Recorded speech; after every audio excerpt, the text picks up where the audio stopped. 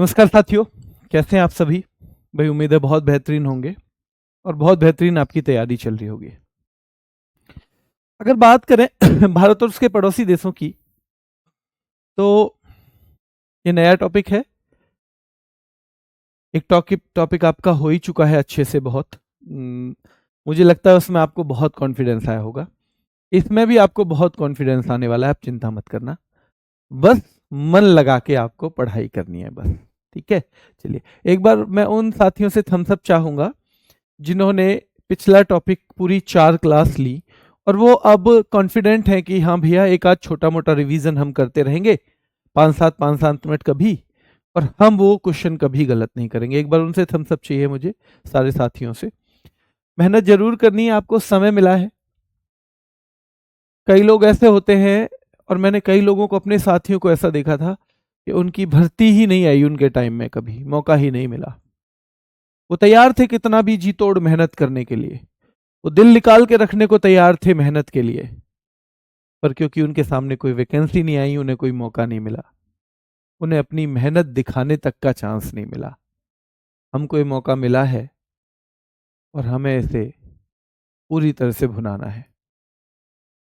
एक बार शुरू कर देते हैं, ठीक है।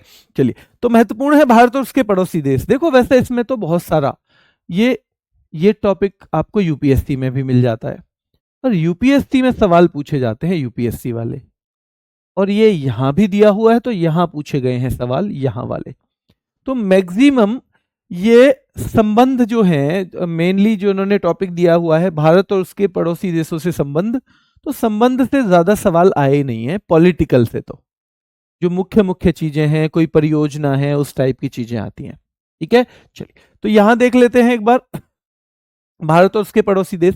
भारत से पूछेगा कुछ तो आपको बताना है क्षेत्रफल, और ये तो आप, मेरे ख्याल से आप में से कोई भी साथी ऐसा नहीं होगा जिसको ये चीज क्लियर ना हो। अगर हम क्षेत्रफल की बात करें कि भाई भारत का जो एरिया है वो कितना है, जो हमारा एरिया है तो 32,87,263 वर्ग किलोमीटर, और ये शायद आप तीसरी चौथी पांचवी क्लास से लगातार पढ़ते आ रहे होंगे। तो क्षेत्रफल हमारा कितना है पूरे वर्ल्ड का, अगर परसेंटेज देखें तो 2.42% है। यानी अगर पूरी दुनिया के पास 100 नंबर जमीन है तो हमारे पास 2.42% है, 2.42 है ना। ठीक है, और विश्व का 7वां बड़ा देश है। सीधे सीधे सवाल आता है कि भारत का क्षेत्रफल के नजरिए से, एरिया की तरह से, जो एरिया है हमारा, एरिया के हिसाब से भारत कौन से नंबर पे है, तो भारत नंबर पे है 7वें नंबर पे। जबकि अब जो आंकड़े आते हैं किसी भी इंटरनेशनल संस्था के, तो जनसंख्या में हम पहले नंबर पे हैं। कौन से नंबर पे हैं, पहले।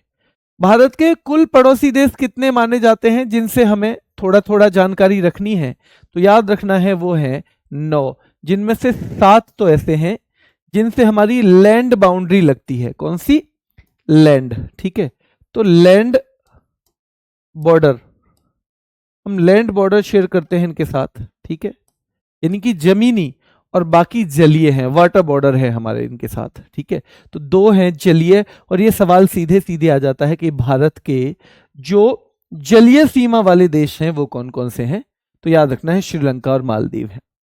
श्रीलंका और मालदीव है। जब भी आप रिवीजन करो तो ऐसे फैक्ट हैं तो 2 बार कम से कम करना है आपको। जब आप पढ़ोगे तो एक बार पढ़ लिया, फिर दोबारा से शुरू करना है ना। उस तरह से हम पढ़ेंगे कि हमारी मेहनत का हमें फल भी मिल सके। ऐसा ना हो कि हम मेहनत भी करते रहें और हमें कोई फल भी ना मिले। ठीक है, तो फिर से देखो, भारत का क्षेत्रफल 32,87,263 किलोमीटर है। विश्व के कुल भौगोलिक क्षेत्रफल का ये 2.42% है, 2.42%। भारत क्षेत्रफल की दृष्टि से विश्व का 7वां सबसे बड़ा देश है। जनसंख्या की दृष्टि से ये सबसे बड़ा ही है, और भारत के कुल पड़ोसी देश हैं 9, 7 + 2, और स्थलीय सीमा वाले हैं 7, यानी जिनसे हम लैंड बॉर्डर शेयर करते हैं वो 7 हैं, और जलीय वाले हैं 2। अब हम देखेंगे कि हमारी किसके साथ कितनी सीमा है, यहां से सवाल आता है। वर्दी पक्की, बिल्कुल इस बार वर्दी पक्की, यही कॉन्फिडेंस है, पर इस कॉन्फिडेंस के लिए मेहनत भी करनी है। तो सबसे पहले देखो 2 सवाल तो यही बनेंगे। बांग्लादेश से हमारा सबसे ज्यादा बॉर्डर शेयर होता है ना, बांग्लादेश से सबसे ज्यादा होता है। दूसरे नंबर पे यानी कि हमारी जो सीमा है वो चीन से सबसे ज्यादा लगती है, दूसरे नंबर पे, दूसरे नंबर से चीन से। तीसरा पाकिस्तान है, चौथा नेपाल है, ठीक है, पांचवा म्यांमार है, छठा भूटान है और सातवां और सबसे कम अफगानिस्तान है। तो कम से कम ये आप देखना 106 ही है, केवल 106 किलोमीटर, और ये 4096.7 भी है, वैसे तो 0.7 भी है इसमें, ठीक है। तो बांग्लादेश से हमारा 4096.7 किलोमीटर की सीमा है, 4096.7, ठीक है। चलिए सर, ये जो टॉपिक ज्योग्राफी में पढ़ाया गया बेटा, ज्योग्राफी में वो सारी चीजें नहीं पढ़ाई होंगी जो हम पढ़ाएंगे, है ना, वो क्योंकि ये उसका एक हिस्सा है, तो ये वाली चीजें भी हम बता रहे हैं, पर आप आके देखोगे ना आगे तो आप उनमें से समझ जाओगे कि सारी चीजें तो ज्योग्राफी में नहीं पढ़ाई गई। तो सबसे ज्यादा का सवाल आएगा, इसलिए मैं यहां बहुत रिपीट नहीं करूंगा इसको, क्योंकि ये आप वहां भी पढ़ रहे हो, जो चीजें रिपीट करने की है हम वहां करेंगे। तो सबसे ज्यादा पूछा जाएगा बांग्लादेश का है, सबसे कम पूछा जाएगा अफगानिस्तान का है। बांग्लादेश से हमारी कौन कौन से राज्यों की सीमा है, तो पांचों यहां देख लो। वेस्ट बंगाल की सीमा हमारी बांग्लादेश से लगती है, देखो ये बांग्लादेश है, ये वेस्ट बंगाल है ना, यहां से देखो ज्यादा अच्छा दिखेगा, ये बांग्लादेश है, तो ये देखो पश्चिम बंगाल की सीमा लग रही है, थम्स अप करेंगे अगर दिख रहा है सही से तो एक तो ये हमारी पश्चिम बंगाल की सीमा लग रही है बांग्लादेश से। दूसरी बांग्लादेश से देखो यहां हमारी असम की सीमा लग रही है। तीसरी मेघालय की सीमा लग रही है, ठीक है। चौथी कौन सी लग रही है बेटा, त्रिपुरा की लग रही है, और पांचवी जो है मिजोरम की भी लग रही है। तो याद रखना है ये पांचों ही राज्य आपको यहां लिखे दिख जाएंगे कि हमारी किस किस के साथ सीमा लग रही है। तो देखो पश्चिम बंगाल बांग्लादेश के साथ बॉर्डर शेयर करता है, मेघालय ये हमने यहां पे देखा था, मेघालय ये भी करता है, मिजोरम भी करता है साइड वाला, त्रिपुरा तो तीन तरफ से घिरा हुआ है, और असम भी। तो 5 राज्य ऐसे हैं जो बांग्लादेश के साथ बॉर्डर शेयर करते हैं, बांग्लादेश के साथ बॉर्डर शेयर करते हैं, 5 राज्य हमारे ऐसे हैं, ठीक है, क्लियर है। चलिए तो बांग्लादेश के साथ हम 5 जगह से शेयर करते हैं, ठीक है। चलिए, और ये मैंने थोड़ा सा बड़ा मैप दे दिया है जहां आप आसानी से देख पाएंगे। इसी मैप से हम सबके अलग अलग, जैसे मैंने यहां पढ़ा दिए एक साथ, पर हम जब जिस देश के बारे में पढ़ेंगे हम थोड़ा थोड़ा वहीं पे देखते हुए चलेंगे, वहीं पे देखते हुए चलेंगे, ठीक है। चलिए, पॉपुलेशन में बेटा सेकंड नहीं है अब, जो असलियत में ना, ठीक है सेकंड, लेकिन हुआ करता था एक बार हमारा देश, पर अब जितने भी इंटरनेशनल आंकड़े आते हैं ना, भाई हमारे देश की जनसंख्या दुनिया में कितनी है ये हम थोड़ी डिसाइड करेंगे, ये इंटरनेशनल करेंगे। तो अब सारी जो भी इंटरनेशनल वो भी निकाल के ला रहे हैं ना संस्थाएं, वो सेकंड नंबर पे नहीं रख रहे, फर्स्ट नंबर पे रख रहे हैं, फर्स्ट नंबर पे ही हम पे रख रहे हैं, ठीक है। चलिए आगे देखेंगे हम। तो बांग्लादेश के बारे में देखो, मैगपी रॉबिन, जिसको डॉयल भी कहते हैं, जिसको मैं 3 बार टिक करूं मतलब 3 बार रिवीजन करना है उसका, क्योंकि वो थोड़ा सा मुश्किल है इसका मतलब, मैं इसीलिए टिक कर रहा हूं। तो देखो राष्ट्रीय पशु यानी नेशनल बर्ड जो है वो मैगपी रॉबिन है बांग्लादेश का, डॉयल भी कहते हैं, डॉयल भी कह देते हैं इसको। राष्ट्रीय जो फल है जैक फ्रूट है बेटा, क्या है जैक फ्रूट। तो कटहल जो है ये क्या है मेरे शेरों, तो ये है इसका नेशनल फ्रूट। कटहल दुनिया का सबसे बड़ा फल है जो पेड़ पे लगने वाला हो, जो पेड़ पे लगता हो, प्रॉपर लटकता हो पेड़ पे लग के। तो ध्यान रखना है बेटा, याद रखना है बिल्कुल, ये यूपी पुलिस और होमगार्ड दोनों का टॉपिक है बेटा, ये यूपी एसआई का भी टॉपिक है, ये तीनों के लिए सेम चलता है, ठीक है। चलिए, तो ध्यान रखना है राष्ट्रीय फल जो है कटहल, अगर आरुषि मैडम ने भी पढ़ाया है फिर से पढ़ लो बेटा, नुकसान नहीं करेगा, कुछ फायदा ही करेगा। राष्ट्रीय फल कटहल है। वृक्ष आम है, ये आप देख लेना, वृक्ष है आम, हमारा तो राष्ट्रीय फल है ये, भारत का तो ये नेशनल फ्रूट है, लेकिन ये इनका नेशनल ट्री है बांग्लादेश वालों का, इनका फल कटहल है। राष्ट्रीय पुष्प की बात करें तो इनका वाटर लिली है, जिसको शापला भी कह देते हैं, शापला। और ये आपको ज्यादा रिवाइज करने की जरूरत नहीं है क्योंकि हम अलग अलग जगह इसको पढ़ रहे हैं बेटा, ध्यान रखना है। राष्ट्रीय खेल कबड्डी है, जिसे हाडूडू के नाम से भी जाना जाता है। हाडूडू, हाडूडू भी वहां पे स्थानीय तौर पे बोल देते हैं, स्थानीय तौर पे कह देते हैं, बेटा याद रखना है, ठीक है। हाँ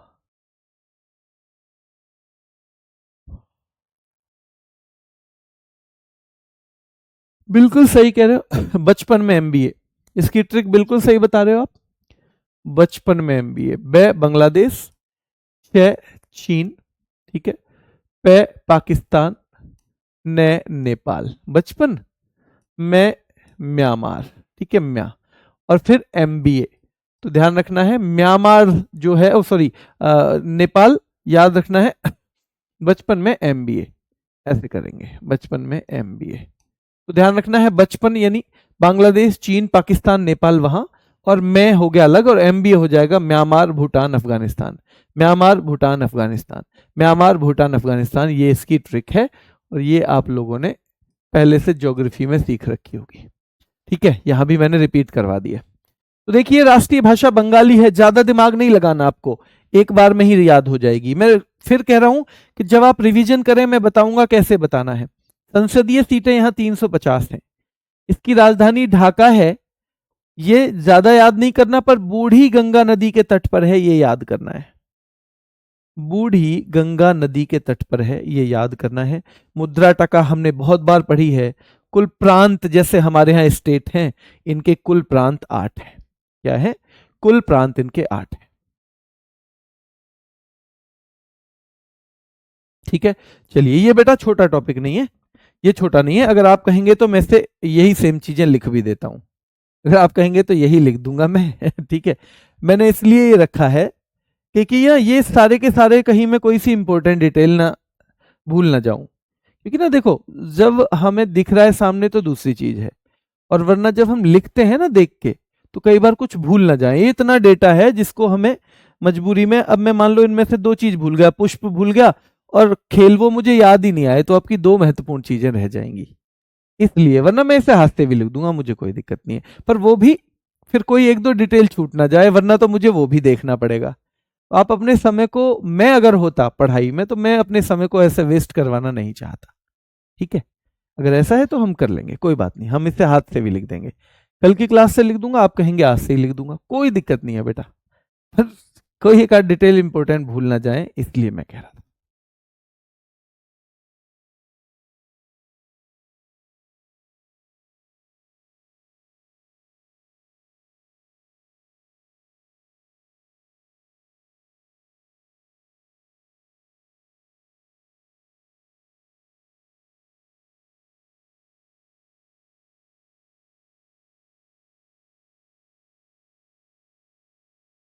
चलिए क्लियर है, ये क्लियर है बेटा?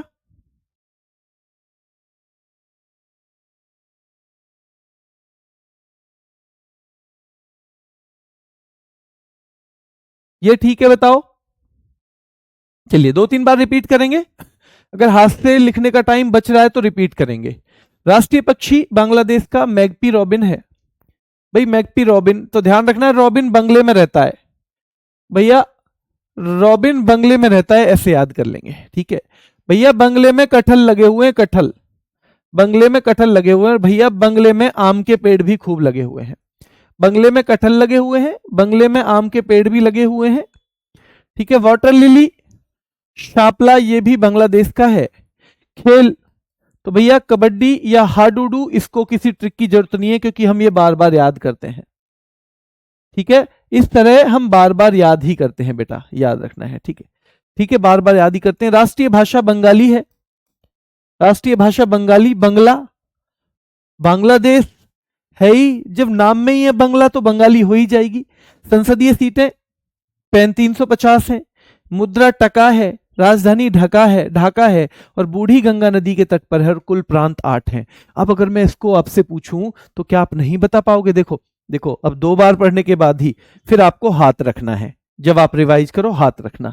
आप राष्ट्रीय पक्षी, तो मैगपी रॉबिन, क्योंकि रॉबिन बंगले में रह रहा था, जिसको डॉयल भी कहते हैं, ठीक है। राष्ट्रीय फल क्या है, और अभी तो हमारे पास पेपर के लिए टाइम है ना, तो रिवीजन भी तो करना पड़ेगा बाद में, ऐसे ही थोड़ी अभी से ही तुरंत ही हो गया।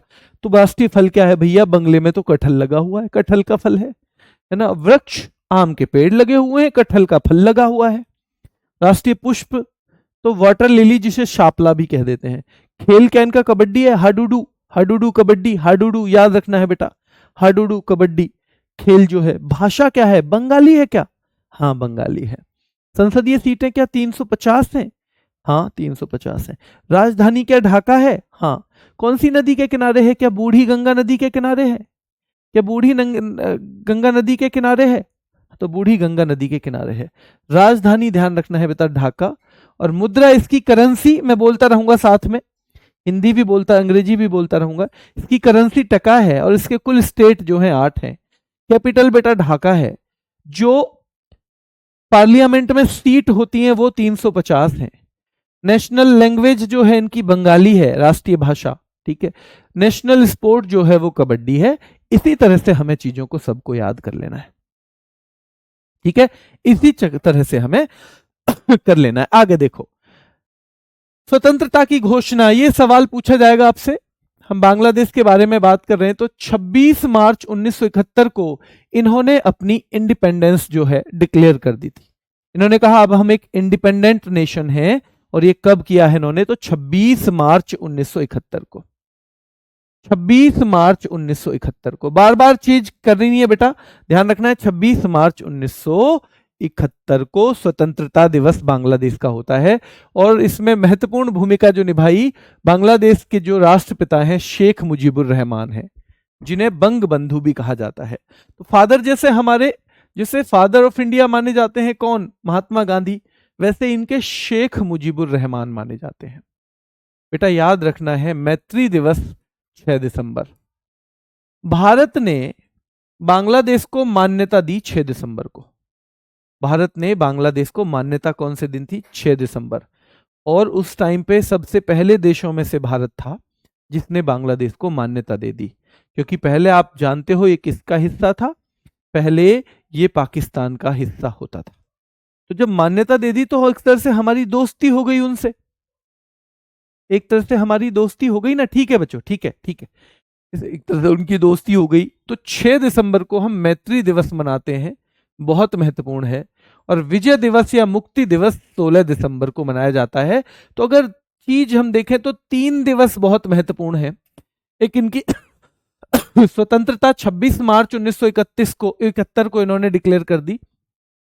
मैत्री दिवस 6 दिसंबर को मनाते हैं, जबकि विजय दिवस या मुक्ति दिवस 16 दिसंबर को मनाते हैं, 16 दिसंबर को मनाते हैं। यहां से आपने खूब पढ़ा होगा, देखो इसको आप एक बार में याद कर लोगे क्योंकि बचपन से पढ़ते आए हो। जातीय संसद इनकी पार्लियामेंट को कहते हैं। और इनका नेशनल जो एनिमल है, नेशनल एनिमल क्या है बेटा, बंगाल टाइगर है। तो इनका नेशनल एनिमल जो है, जैसे नेशनल फ्रूट क्या था, रिकॉल करने की कोशिश करो। राष्ट्रीय फल क्या था, क्या आम था या कटहल था, आम था या कटहल था बेटा, आम था या कटहल था, मुझे जल्दी से एक बार कमेंट करके बताओ, आम था या कटहल था। तो स्वतंत्रता की घोषणा की है 26 मार्च 1971 को। बांग्लादेश के राष्ट्रपिता शेख मुजीबुर रहमान हैं। मैत्री दिवस 6 दिसंबर को मनाते हैं हम इनके साथ। विजय दिवस बेटा 16 दिसंबर को। संसद याद रखना है, जातीय संसद, संसद इनकी जातीय संसद है।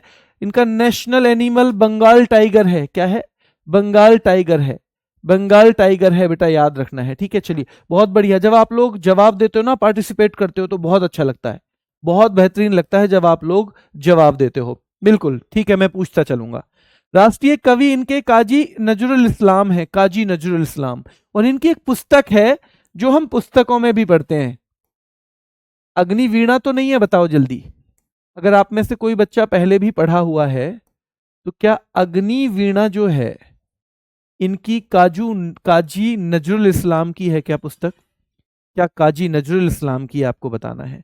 नदियां आपको रटनी नहीं है, जमुना नदी यहां चलती है, पद्मा है, तीस्ता है, बराक है, मेघना है, ये इसकी खास खास नदियां हैं, थोड़ा सा बस आपको आइडिया होना चाहिए। विश्व का सबसे बड़ा डेल्टा, ये भारत से भी रिलेटेड है और बांग्लादेश से भी, तो इसको भी रटने की जरूरत नहीं है, आज के बाद कभी नहीं पढ़ोगे तो भी याद हो जाएगा। ठीक है, याद ये करना पड़ेगा बेटा, बांग्लादेश की सबसे ऊंची चोटी जो है, हाईएस्ट पीक ऑफ बांग्लादेश है केकाराडोंग। केकाराडोंग जो है वो बांग्लादेश की हाईएस्ट पीक है। क्या है? केकाराडोंग जो है, याद रखना है, वो बांग्लादेश की हाईएस्ट पीक है, और ये हमें दिमाग में रखना है। दोबारा जिंदगी में मत पढ़ना इसको। राष्ट्रगान इनका है आमार सोनार बंगला। आमार सोनार बंगला याद रखना है, राष्ट्रगान है। और आपको पता है भारत के ही रविंद्रनाथ टैगोर जी ने लिखा, तो रविंद्रनाथ टैगोर जी के लिखे हुए दो राष्ट्रगान दो देश अपनाए हुए हैं, भारत अपनाए हुए है। भारत कौन से को अपनाता है? आमार सोनार बंगला तो रविंद्रनाथ टैगोर का अपनाया हुआ है बांग्लादेश ने, और हम जनगण मन हम अपनाए हुए हैं जनगण मन को। ठीक है, चलिए। प्रधानमंत्री अभी कोई नहीं है, क्योंकि वहां पे अंतरिम सरकार शासन कर रही है। अंतरिम का मतलब है, मतलब अभी शेख हसीना को वहां से भगा दिया था, और वहां पे अभी कोई गवर्नमेंट ऐसी नहीं है जिसमें प्रधानमंत्री हो। बस एक अंतरिम का मतलब होता है टेम्परेरी। टेम्परेरी, जैसे मम्मी कभी मामान के चले जा ना, तो टेम्परेरी कोई ना कोई खाना बनाने को किसी से बोल जा, चाची से, बेटा तू अरे तू मेरे दो रोटी बालकन की भी घेर दियो, और अपने इनकी भी घेर दियो, ज्येष्ठ की भी। तो अंतरिम गवर्नमेंट है, मतलब अभी उनकी, फिर जब तक चाची रोटी बनाएंगी उन्हीं की चलती है। कौन सी सब्जी बनेगी? चाची की चलेगी। ठीक है, मक्का की रोटी खानी है, गेहूं की खानी है, चाची की चलेगी। तो अंतरिम गवर्नमेंट है भैया, और उसके चाचा हैं यहाँ मोहम्मद यूनुस, सलाहकार है मोहम्मद यूनुस। कौन है? मोहम्मद यूनुस है। ठीक है, आम नहीं है बेटा, अभी भी बच्चे जवाब दे रहे हैं, आम तो वहां का वृक्ष है, वृक्ष। ठीक है, चलिए। तो स्वतंत्रता की घोषणा फिर से एक बार पढ़ेंगे हम। 26 मार्च 1971, राष्ट्रपिता हैं शेख मुजीबुर रहमान। अब मैं कैसे याद करता था, हमेशा मैं बताऊंगा आपको, मैं कैसे याद करता था कि मैंने टिक लगा लिया। मुझे पता है कि मुझे ये संसद दोबारा पढ़ने की जरूरत नहीं है, जातीय संसद है ये। मुझे राष्ट्रीय पशु दोबारा नहीं पढ़ना पड़ेगा, बंगाल टाइगर। मुझे राष्ट्रगान दोबारा नहीं पढ़ना पड़ेगा, हिस्ट्री में भी मैंने बार बार पढ़ा है, आमार सोनार बंगला। प्रधानमंत्री के बारे में मुझे एक बार में पता चल गया कि अभी कोई भी नहीं है। फिर मैं कैसे रिवाइज करता, फिर मैं देखता, देखो मुश्किल मुश्किल चीजों को। स्वतंत्रता की घोषणा 26 मार्च 1971, बांग्लादेश के राष्ट्रपिता शेख मुजीबुर रहमान, मैत्री दिवस 6 दिसंबर। ठीक है, राष्ट्रीय कवि काजी नजरुल इस्लाम। ठीक है, राष्ट्रीय कवि काजी नजरुल इस्लाम। प्रमुख नदियां हैं जमुना, पद्मा, तीस्ता, बराक, मेघना, है ना। विश्व का सबसे बड़ा डेल्टा सुंदरवन यहीं पे पड़ता है, भारत और इसके बीच में। सबसे ऊंची चोटी केकाराडोंग, सबसे ऊंची चोटी केकाराडोंग, सबसे ऊंची चोटी केकाराडोंग, सबसे ऊंची चोटी केकाराडोंग। जो मुझे मुश्किल लगता उसे वही 5 बार मैं रिवाइज कर देता हूं, और बेटा बहुत बेनिफिट मिलता है, हमेशा मिलता है। क्योंकि नौकरी के संग जब मैंने तैयारी की, और वो अगली 2-3 नौकरियां जो एक नौकरी करते करते ली, वो केवल इसलिए हो पाई संभव कि मैं हमेशा चीजों को ऐसे करता था कि कौन सी ज्यादा रिवाइज करनी है, कौन सी कम। और जिन चीजों को हमें बहुत कम रिवीजन की जरूरत है, हम उसमें जितना भी समय बिगाड़ेंगे, वो हमारा उस महत्वपूर्ण समय में से चला जाएगा जो हम मुश्किल चीजों पे खर्च कर सकते थे, चला जाएगा ना। इस तरह से ही आपको चीजें करनी है। ठीक है, जहां लिखने की जरूरत होगी हाथ से मैं लिखवाऊंगा अभी, लेकिन ये डेटा लिखना बड़ा मुश्किल है ना, इसको आप ऐसे ही कर लो। ज्यादातर बच्चे वैसे समझदार हैं, 99% बच्चे कह रहे हैं सर ऐसे ही पढ़ाओ, इससे ज्यादा तो अच्छा आप लिख भी नहीं सकते हो, इतनी बढ़िया तो राइटिंग भी नहीं है, देखो ये मैंने लिखा है, ये यहाँ है। क्योंकि फिर हम अपना दिमाग लगा पाएंगे इसको याद करने की कोशिश में बार बार, वरना लिखने में फिर तो एक बार लिख के आगे बढ़ जाएंगे, रिवीजन का कोई मतलब ही नहीं रहेगा, है ना। आम राष्ट्रीय वृक्ष है बेटा उनका, राष्ट्रीय वृक्ष आम है, और कटहल फ्रूट है, कटहल फ्रूट है। ठीक है, चलिए। राष्ट्रपति मोहम्मद शहाबुद्दीन है। देखो राष्ट्रपति हैं, प्रधानमंत्री नहीं है। सरकार का प्रमुख कौन होता है? प्रधानमंत्री। तो भारत में भी मान लो प्रधानमंत्री ना भी हो तो राष्ट्रपति तो कोई ना कोई होंगे। तो आप कहो कभी जी आप तो कह रहे थे अभी कि अभी कोई पीएम नहीं है। पीएम नहीं है क्योंकि अंतरिम सरकार है, टेम्परेरी। पर टेम्परेरी सरकार में भी राष्ट्रपति का पद तो रहता ही है ना। टेम्परेरी में भी राष्ट्रपति का पद रहता है। और मुख्य सलाहकार या आज की डेट में जो शासन कर रहे हैं मुख्य तौर पे, वो कौन है बेटा? तो मोहम्मद यूनुस हैं। और ये पद पूछे गए हैं लास्ट 2-3 सालों में, जो भी एग्जाम यूपी के हुए हैं, ये पद पूछे गए हैं बेटा कि कौन काम कर रहा है पीएम के तौर पे, कौन राष्ट्रपति हैं। तो याद रखना, भारत के साथ सबसे ज्यादा सीमा, ये मैं दोबारा जिंदगी में नहीं पढ़ूंगा, इसलिए एक टिक लगा दिया। कभी कभी तो आपको लगे कि नहीं है जरूरत, तो एक भी मत लगाओ कि इसे अब पढ़ना ही नहीं है, पर ज्यादा से ज्यादा लगाना है एक टिक, क्योंकि सर्वाधिक सीमा साझा करने वाला पड़ोसी देश बांग्लादेश ही है। क्या है? बांग्लादेश। 5 राज्य ये हमने अभी मैप पे देख लिया, मैप से बढ़िया क्या ही समझ में आएगा। इसमें भी यहां दिमाग लगाने की ज्यादा जरूरत नहीं है, इसमें भी यहां दिमाग लगाने की ज्यादा जरूरत नहीं है, ठीक है। हाँ, अब यहां पे आ जाओ, भारत और बांग्लादेश के बीच सीमा है रेड क्लिफ। अब आप कहोगे भैया ये रेड क्लिफ सीमा जो है, ये रेड क्लिफ सीमा तो भारत और पाकिस्तान के बीच में भी है। हाँ, ये भी रेड क्लिफ है, क्योंकि ये भी तो पाकिस्तान ही था 1971 से पहले। 1947 में जब विभाजन हुआ तो रेड क्लिफ नाम के व्यक्ति ने इधर की सीमा भी निर्धारित की और इधर की सीमा भी निर्धारित की। क्योंकि रेड क्लिफ ने इस सीमा का निर्धारण किया, इसलिए रेड क्लिफ को हम क्या कह देते हैं बेटा? इसलिए इसका नाम भी रख गया है रेड क्लिफ रेखा। रेड क्लिफ रेखा इसलिए इसका नाम भी रख गया है। तो ये दोनों के बीच मिलती है आपको। और बांग्लादेश के तीनों ओरों से कौन सा राज्य घिरा हुआ है? त्रिपुरा। और इसे जीरो लाइन से अलग करता है। सीधे सीधे पूछता है कि बांग्लादेश और भारत के किस राज्य के बीच में जीरो लाइन है? तो बेटा इसी राज्य के बीच में, बांग्लादेश और इसी राज्य के बीच में, बांग्लादेश और इसी राज्य के बीच में जो हमारा त्रिपुरा है, तो जीरो है, ठीक है। चलिए, तो यहां ये महत्वपूर्ण है, 3 बार टिक लगाओ, याद हो जाएगा। त्रिपुरा उत्तर में भी घिरा है, दक्षिण में भी घिरा है बेटा, और पश्चिम में भी घिरा है। बस पूरब से ये असम से लगा हुआ है। त्रिपुरा देखो, बस पूरब से असम से लगा हुआ है। और ये चीज हम यहां देख लेंगे, ये है त्रिपुरा। तो देखो ये पूरब है, पूरब से तो यहां ये लगा हुआ है, ठीक है। बाकी उत्तर में भी ये बांग्लादेश आ रहा है इसके, ये पश्चिम में भी बांग्लादेश है, दक्षिण में भी बांग्लादेश है। तो त्रिपुरा ये पीला सा जो राज्य है, 3 तरफ से घिरा हुआ है, 3 तरफ से घिरा हुआ है, याद रखना है। और बांग्लादेश और त्रिपुरा को जीरो लाइन अलग करती है, जीरो लाइन। राजधानी बिल्कुल सीमा पे है बांग्लादेश की, पे बिल्कुल सीमा के पे, बिल्कुल सीमा पे है बेटा, याद रखना है, ठीक है, ठीक है।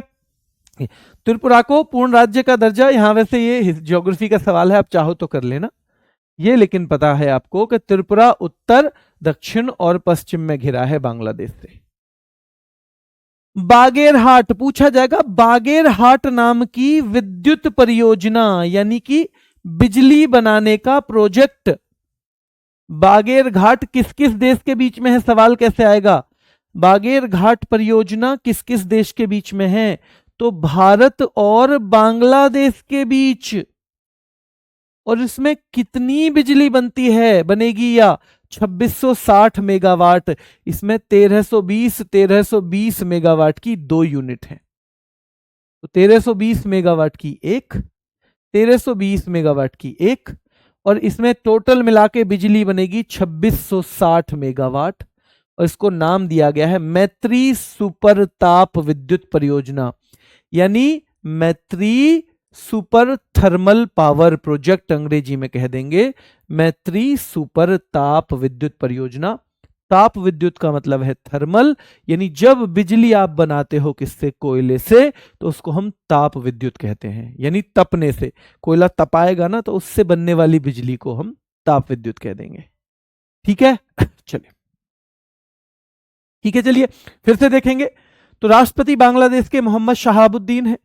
संवैधानिक प्रमुख होते हैं वे, जैसे हमारे यहां भी राष्ट्रपति ही संवैधानिक प्रमुख है, यानी हमारी सरकार का, देश का जो प्रमुख है वो राष्ट्रपति माना जाता है, पीएम को नहीं माना जाता, ठीक है। चलिए, मुख्य सलाहकार डॉक्टर मोहम्मद यूनुस है, क्योंकि वहां फिलहाल कोई भी गवर्नमेंट में पीएम नहीं है, ठीक है। भारत के साथ सबसे ज्यादा सीमा कौन सा देश साझा करता है? तो 4096। इसको एग्जैक्टली 4096.7 किलोमीटर भी आप लिख सकते हो, 4096.7 किलोमीटर भी लिख सकते हो। और भारत और बांग्लादेश के बीच सीमा रेड क्लिफ रेखा है, 3 ओर से त्रिपुरा घिरा हुआ है। जीरो लाइन त्रिपुरा और बांग्लादेश को अलग करती है। बेटा याद रखना है 3 ओर से घिरा हुआ है बांग्लादेश से त्रिपुरा, और याद रखना है बागेरहाट पावर प्रोजेक्ट किस किस के बीच में है, भारत बांग्लादेश के बीच में। इससे कुल कितनी बिजली बनेगी, 2660 मेगावाट बनेगी। कितनी यूनिट है, तो 1320 की दो है, ठीक है। चलिए 1320 की दो है, ठीक है। तो 2640 2660 ऐसे ही कहीं ना कहीं दे देगा वो आपको, ठीक है। 2640 भी दे सकता है, 2660 भी दे सकता है, ठीक है।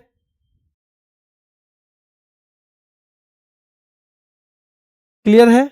क्या जॉब करते हो सर आप? बेटा मैं कुछ नहीं करता हूं, आपको पढ़ाता हूं, ठीक है। चलिए अब हमने देख लिया, ये तो मैंने पहले ही बता दिया कौन कौन से राज्यों के साथ मिलता है। अब क्योंकि वहां पे बांग्लादेश की सरकार जो थी, कौन थी सरकार की प्रमुख? शेख हसीना। शेख हसीना से लोगों में कुछ नाराजगी हो गई, वहां पे कुछ कट्टरपंथी लोग हो गए। शेख हसीना थोड़ी सी कम कट्टरपंथी थी, तो कट्टरपंथी लोग हुए तो शेख हसीना सरकार से नाराजगी हुई और शेख हसीना को देश छोड़ के भागना पड़ा। अब शेख हसीना के पिताजी की महत्वपूर्ण भूमिका थी इसको देश को बनवाने में, आजाद करवाने में, तो उन्हें बहुत सारे सम्मान भी मिले हुए हैं। पर क्योंकि अब शेख हसीना से नाराज हैं, तो इसीलिए बेटा राष्ट्रपति और बंगबंधु शेख मुजीबुर रहमान से स्वतंत्र सेनानी का दर्जा छीन लिया। ध्यान रखना है, राष्ट्रपिता और बंगबंधु करो से, राष्ट्रपति नहीं, राष्ट्रपिता। तो राष्ट्रपिता जिनको कहते थे, राष्ट्रपिता कहते थे बांग्लादेश के लोग इनको, और बंगबंधु कहते थे शेख मुजीबुर रहमान को। तो इन्होंने स्वतंत्रता सेनानी का दर्जा ही छीन लिया कि जी हम तुम्हें मानते ही ना है। जीवन बहुत अनिश्चित है। बांग्लादेश में एक दिन पहले तक शेख हसीना का राज चलता था, अगले दिन शेख हसीना इंडिया में थी। तो इसे ज्यादा अच्छा है कि इसे बेहतर ढंग से जीने की कोशिश करो। ये पैसा और ये सब चीजें तो पता नहीं रहेगा कि कब आएंगी कब चली जाएंगी। अगर जीवन को बेहतर ढंग से जी रहे हो तो वो एक रेगुलर चीज हो जाएगी। इनका नहीं पता है बेटा, अगर कोई प्रधानमंत्री को ही नहीं पता कि मैं कल प्रधानमंत्री रहूंगा या नहीं रहूंगा, फिर किससे उम्मीद करोगे? किसी से उम्मीद नहीं कर सकते, ठीक है। चलिए, तो बांग्लादेश सरकार ने किससे, तो बेटा बंगबंधु और राष्ट्रपिता का दर्जा शेख मुजीबुर रहमान से छीन लिया है। बांग्लादेश सीमा किस किस के साथ, बांग्लादेश की बस 2 ही देशों के साथ सीमा है, ध्यान रखना है, भारत और म्यांमार के साथ। इनकी केवल 2 ही देशों के साथ है। देखो ये बांग्लादेश है, या तो ये भारत से सीमा साझा करता है, या ये यहां म्यांमार से सीमा साझा करता है। ये वाला जो बॉर्डर है इसका, ये म्यांमार से मिलता है, बाकी हर तरफ ये केवल भारत से। तो बांग्लादेश केवल 2 ही देशों के साथ सीमा साझा करता है, याद रखना है। और एक पता होगा आपको, सार्क हमारा एक संगठन है, सार्क। ये वैसे हम संगठनों में भी पढ़ेंगे। सार्क का पहला सम्मेलन भी बांग्लादेश के ढाका में ही हुआ था। सार्क के मेंबर हम अलग से पढ़ चुके हैं, अगर किसी को यहां भी पढ़ना है तो पढ़ लो। सार्क के जो मेंबर हैं वो कितने हैं? 8 हैं, 8 सदस्य हैं। पर क्योंकि हम यहां ऑर्गेनाइजेशन नहीं पढ़ रहे तो बहुत दिमाग नहीं लगाएंगे, बस इतना करेंगे हम कि सार्क जो है उसका पहला सम्मेलन 1985 में ढाका में ही हुआ था। कहां पे हुआ था? ढाका में। और याद रखना है कि भैया सार्क में मेंबर हैं 8। एक और भी है बिम्स्टेक, बिम्स्टेक नाम का भी एक संगठन है, उसका मुख्यालय पूछा जाए तो ढाका बता देना। सार्क का तो पहला सम्मेलन यानी पहली कॉन्फ्रेंस, पहली समिट हुई है बेटा ढाका में, और बिम्स्टेक का तो मुख्यालय यहां पर है। और बिम्स्टेक में 7 कितने देश हैं? 7। इनको डिटेल में हम संगठन में पढ़ लेते हैं, वहीं पे पढ़ेंगे। जिन्होंने पढ़ लिया होगा तो पढ़ लिया है। यहां बस इतना ध्यान रखना है क्योंकि हमें मोटी मोटी जानकारी अपने साथ के देशों की लेनी है। तो बिम्स्टेक का मुख्यालय कहां है? ढाका है। और सार्क की जिसकी स्थापना हुई थी 1985 में, कब हुई थी? 1985 में ही इसकी स्थापना भी हुई थी। तो इसका पहला सम्मेलन कहां हुआ था? तो ध्यान रखना है, इसका पहला सम्मेलन हुआ है बेटा ढाका में। कहां? ढाका में। और बिम्स्टेक का हेडक्वार्टर ही ढाका में है। दो चीजें आपके दिमाग में रहनी चाहिए। और दुनिया की रिक्शा राजधानी, वहां रंग बिरंगे बहुत बेहतरीन रिक्शा मिलते हैं, ढाका। तो ढाका में दुनिया की रिक्शा राजधानी है, दुनिया की रिक्शा राजधानी। और एक चीज ना, एक चीज आपको, जैसे अमूर्त सांस्कृतिक विरासत का दर्जा मिलता है ना, हमारे यहाँ दीपावली को मिला है, जो हमारे यहाँ दीपावली का मिलता है, दीपावली को मिला है अभी इंटेंजिबल कल्चरल हेरिटेज, यानी अब यूनेस्को ने उसे अमूर्त सांस्कृतिक विरासत माना है, वैसे ही इसको दर्जा प्राप्त है दुनिया की रिक्शा राजधानी। तो ढाका की इस ये रिक्शा जो मिलते हैं ना वह रंग बिरंगे, इसको अमूर्त सांस्कृतिक विरासत का दर्जा प्राप्त है। अमूर्त सांस्कृतिक जो है बेटा याद रखना है, का दर्जा प्राप्त है। ठीक है, चलिए भारत बनाम बांग्लादेश सीमा विवाद। देखो 41 साल से हमारे यहाँ एक सीमा विवाद चला रहा था, ठीक है। और 7 मई 2015 को, 41 साल से क्यों चला रहा था? 1971 से, क्योंकि 71 में ही तो बना ये। तो ये 7 मई 2015 को भारत और बांग्लादेश के बीच कुछ भूमि क्षेत्रों का आदान प्रदान हुआ। हमारे यहाँ कुछ आपस में लड़ाई चल रही थी, ये मेरा क्षेत्र है, ये मेरा नहीं है। तो 2015 में हमने कुछ जगह बदल ली, हमने थोड़ा क्षेत्र बांग्लादेश को दिया, थोड़ा सा उनसे लिया, और वो लड़ाई खत्म हो गई वहीं। तो उसका संविधान संशोधन महत्वपूर्ण है कि भैया एक 100वां संविधान संशोधन जो है 100वां, तो 100वां संविधान संशोधन विधेयक जो है, उसके तहत बेटा हमने क्या किया था, भारत बांग्लादेश जो सीमा विवाद है ये सुलझा है कब से? 100वें संविधान संशोधन से। और ये सीधे सीधे 3-4 चीज पूछ सकता है कि तीस्ता नदी जल विवाद हमारा किस देश के साथ है? बांग्लादेश। रोहिंग्या शरणार्थियों का जो मुद्दा है, बांग्लादेश से भी है और म्यांमार से भी है। 3 बीघा गलियारा जो विवाद है हमारा किसके साथ है? और न्यू मूर द्वीप विवाद किसके साथ है? ये 4 विवाद हैं हमारे मुख्यतः उनके संग। 3-4 बार पढ़ लेना, बस आपको वहां पहचानना है कि ये किसके साथ विवाद चल रहा है। ठीक है, चलिए दोबारा से देखेंगे हम इसको कि बांग्लादेश के राष्ट्रपिता और बंगबंधु शेख मुजीबुर रहमान से स्वतंत्रता सेनानी का दर्जा छीना बांग्लादेश ने। सीमा केवल 2 ही देशों से मिलती है इसकी, भारत और म्यांमार के साथ। सार्क का पहला समिट कहां हुआ? ढाका में 1985 में। और बिम्स्टेक का मुख्यालय कहां पे है? ढाका में ही है। बिम्स्टेक में 7 देश हैं, सार्क में 8, वो हम बाद में भी याद करेंगे। और दुनिया की रिक्शा राजधानी किसे कहते हैं? ढाका को कहते हैं। भारत के साथ जो एक सीमा विवाद सुलझाया बांग्लादेश ने, वो कौन से संविधान संशोधन अधिनियम से? तो बेटा 100वां। वैसे एक होता है विधेयक, विधेयक का मतलब है कि संविधान में कुछ बदलना है, संशोधन करना है, तो उसके लिए एक बिल चलेगा, एक बिल शुरू होगा, यानी एक डॉक्यूमेंट शुरू होगा। अब वो डॉक्यूमेंट की 2 चीजें हैं, या तो वो पास हो जाएगा या रिजेक्ट हो जाएगा। अगर वो पास हो जाता है, अगर ये बिल पास हो जाता है, तो इसको फिर विधेयक ना बोल के एक्ट बोल देते हैं, अधिनियम बोल देते हैं।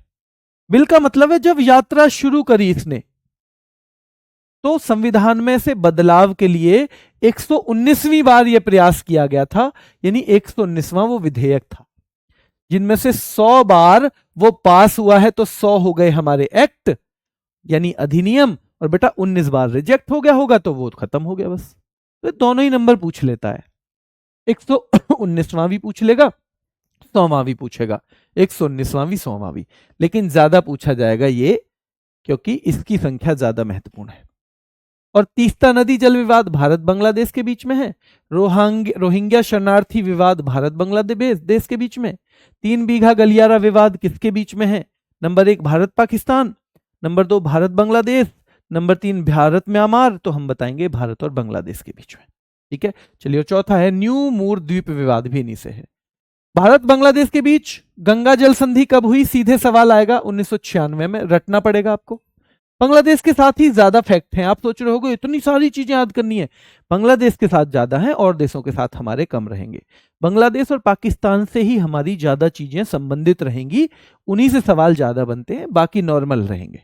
ठीक है, बाकी इन दोनों देशों के बराबर शायद 4 देशों के मिला के फैक्ट बैठेंगे। ठीक है, तो ये जल संधि हुई है 1996 में, जामदानी बुनाई कहां से शुरू हुई थी? बांग्लादेश से। एक बुनाई होती है जमदानी, ठीक है, तो बंगाल में भी चलती है, वो बांग्लादेश से ही शुरू हुई थी खास तौर पे, ठीक है। उसको जीआई टैग दिया गया था जमदानी बुनाई को 2016 में। यूनेस्को ने अमूर्त सांस्कृतिक विरासत भी बनाया है जमदानी बुनाई को 2013 में। और ये अगर हमारी मानी जाती ना ओरिजिनल, तो हमें मिलता, लेकिन ये हमें नहीं मिला हुआ है, आपको पता है, ठीक है। ये मिला हुआ है बांग्लादेश को, ठीक है। चलिए, और पाइपलाइन भी है हमारी एक, जो पश्चिम बंगाल से बांग्लादेश को जोड़ेगी, मैत्री पाइपलाइन। तो सीधे सवाल आता है कि भैया कौन कौन से देश के बीचों में मैत्री पाइपलाइन है? तो भैया मैत्री पाइपलाइन भारत और बांग्लादेश के बीच में है, भारत और बांग्लादेश। और एक कुशियारा नदी समझौता किन किन के बीच में है? भैया भारत और बांग्लादेश के बीच में कुशियारा नदी समझौता है। तो अब इनको ऐसे बार बार पढ़ना है, जो 3 बार है। कुशियारा नदी समझौता भारत बांग्लादेश 2022 में, भारत बांग्लादेश 2022 में, भारत बांग्लादेश 2022 में, भारत बांग्लादेश, ठीक है। 2021 में बांग्लादेश ने जो गिद्ध होता है उसको बचाने के लिए एक दवा पे क्या लगाया था बेटा? रोक लगाई थी, जिसे कहते हैं कीटोप्रोफेन। और इस पे क्या लगा दिया? प्रतिबंध लगा दिया, क्योंकि इसे खा के जो है ना किडनी फेल हो जाती थी गिद्धों की, तो इसलिए इस पे रोक लगाया। पर ये हम भी रोक लगा चुके हैं, तो आपको बस हल्का सा याद रहना चाहिए कि इन्होंने भी लगा रखा है, रटने की जरूरत नहीं है। जहां रटने की जरूरत होगी मैं बताऊंगा। हाँ तो बेटा ये शेख मुजीबुर रहमान उन्हीं के पिता तो थे। शेख मुजीबुर रहमान उन्हीं के पिता थे, है ना, शेख हसीना के। तो भारत बांग्लादेश के बीच गंगा जल संधि कब हुई? 1996। जमदानी बुनाई की परंपरा कला की शुरुआत, ये वैसे आपकी बाकी चीजों में भी आ सकता है, तो देखना बांग्लादेश में हुई थी, इसे जीआई टैग 2016 में मिला। अमूर्त सांस्कृतिक विरासत के रूप में 2013 में शामिल हुई है। मैत्री पाइपलाइन पश्चिम बंगाल से दीनापुर के बीच में है, पश्चिम बंगाल से दिनाजपुर के बीच में है मैत्री, यानी भारत और बांग्लादेश के बीच में पड़ती है। और भारत और बांग्लादेश के बीच 3 मुख्य यातायात सेवाएं शुरू हुई। देखो, मैत्री एक्सप्रेस चली थी हमारी 2008 में, बंधन एक्सप्रेस चली 2017 में, और मिताली एक्सप्रेस चली है। अब आपसे सवाल क्या पूछा जाएगा कि भैया मैत्री एक्सप्रेस किन 2 देशों के बीच चलती है? तो भारत और बांग्लादेश के बीच में। बंधन एक्सप्रेस किन 2 दिनों के बीच में चलती है? तो भैया भारत और बांग्लादेश के बीच में। मिताली एक्सप्रेस तो भारत और बांग्लादेश के बीच में। पर जगह की भी याद रखनी है, मैत्री कलकत्ता ढाका, भैया कलकत्ता ढाका मैत्री। बंधन, देखो बंधन में भी कलकत्ता से शुरू होगा और खुलना, तो आप ऐसे याद रखना भैया, बंधन होगा वहीं तो खुलने की जरूरत है। जहां बंधन होगा, बांध के रखा है, वहीं तो खोलेंगे, तो बंधन खुलना, बंधन खुलना, बंधन खुलना, बंधन खुलना, ऐसे याद करना है। मैत्री एक्सप्रेस कलकत्ता ढाका, मैत्री एक्सप्रेस कलकत्ता ढाका, मैत्री एक्सप्रेस कलकत्ता ढाका।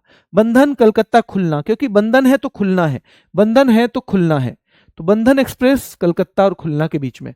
और मिताली एक्सप्रेस न्यू जलपाईगुड़ी और ढाका, मिताली एक्सप्रेस न्यू जलपाईगुड़ी और ढाका के बीच में। और अब हम आ गए हैं चीन पे, अब हम आ गए हैं चीन पे बेटा, ठीक है। कल मैराथन हुई थी बेटा, 3 घंटे की ही हुई, अच्छे से समझ में आ रहा है, आएगा। अब मैं आपको ना यहीं तक आज रखूंगा, क्योंकि फैक्ट ज्यादा है बांग्लादेश के, वैसे भी 3 क्लास के करीब तो क्लास चलेगी कम से कम, है ना, क्योंकि उतना ही पढ़ाना है जितना आप तैयार भी करके आओ। तो कल मैं आपसे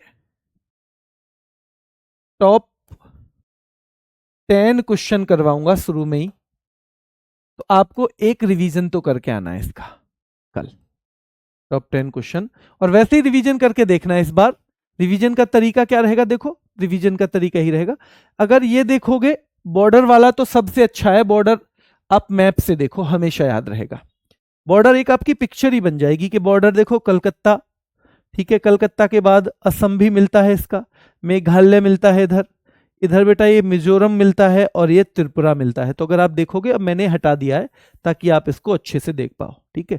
तो ये सारी चीजें आपको वहां मैप पे भी देखनी है, ताकि आप एक बेहतर सी वो बना पाओ समझ। रटने में बहुत समय लग जाएगा इसमें, ये समझने की ज्यादा चीज है।